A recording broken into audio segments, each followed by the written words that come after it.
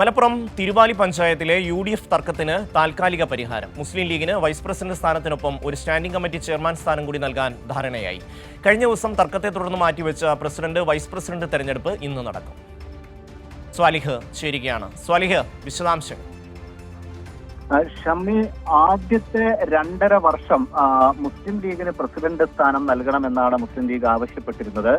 ഇത് വഴങ്ങാത്തതോടെ 1 വർഷം പ്രസിഡന്റ് സ്ഥാനം നൽകണമെന്ന് മുസ്ലിം ലീഗ് ആവശ്യപ്പെട്ടിരുന്നു. എന്നാൽ കോൺഗ്രസ് ഇതിന് വഴങ്ങിയില്ല എന്ന് മാത്രമല്ല, വെള്ളിയാഴ്ച നടന്ന പ്രസിഡന്റ് തെരഞ്ഞെടുപ്പ്, വൈസ് പ്രസിഡന്റ് തെരഞ്ഞെടുപ്പിന് മുസ്ലിം ലീഗ് ബഹിഷ്കരിക്കുകയും ചെയ്തു.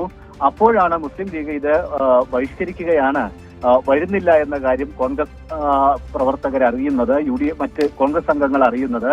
തനിച്ച് ഭൂരിപക്ഷമില്ലാത്തതിനാൽ കോൺഗ്രസും പിന്നീട് വിട്ടുനിൽക്കുകയായിരുന്നു. കോറം തികയാതെ വന്നപ്പോൾ പ്രസിഡന്റ് വൈസ് പ്രസിഡന്റ് തെരഞ്ഞെടുപ്പ് മാറ്റിവെക്കേണ്ടിയും വന്നു. പിന്നീട് ജില്ലാ നേതൃത്വമൊക്കെ ഇടപെട്ട് നീണ്ട ചർച്ചകൾക്കൊടുവിലാണ് ഇപ്പോൾ താൽക്കാലികമായി ഒരു പരിഹാരമുണ്ടാക്കിയിരിക്കുന്നത്.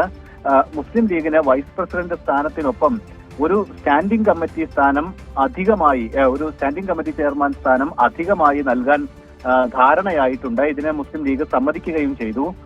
അവസാനത്തെ 1 വർഷം പ്രസിഡന്റ് സ്ഥാനം നൽകുന്നത് പരിഗണിക്കുമെന്നും, അത് ചർച്ചകൾക്ക് ശേഷമായിരിക്കും അത്തരത്തിലൊരു തീരുമാനത്തിലേക്ക് എത്തുക. ഏതായാലും പരിഗണിക്കാമെന്നും മുസ്ലിം ലീഗ് നേതൃത്വത്തോട് അറിയിച്ചിട്ടുണ്ട്. അതേ തുടർന്നാണ് ഇന്ന് ഇപ്പോൾ പ്രസിഡന്റ് തെരഞ്ഞെടുപ്പും ഒക്കെ നടക്കുന്നത്. അല്പസമയത്തിനകം തന്നെ തെരഞ്ഞെടുപ്പ് ഉണ്ടാകും. നടപടിക്രമങ്ങൾ ആരംഭിച്ചിട്ടുണ്ട്.